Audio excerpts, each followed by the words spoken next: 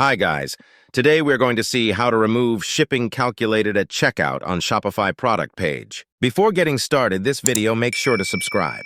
We are on product page and here we can see shipping calculator at checkout. So now let's see how to remove. Go on dashboard. Click on setting. Click on checkout. Scroll down.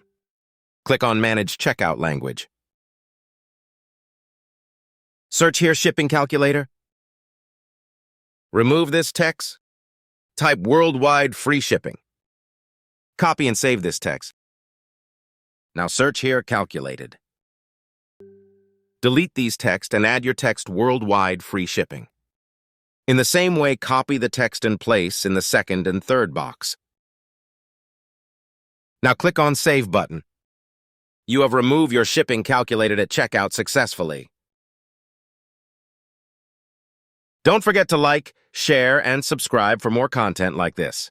Thanks for watching, and I'll see you in the next one.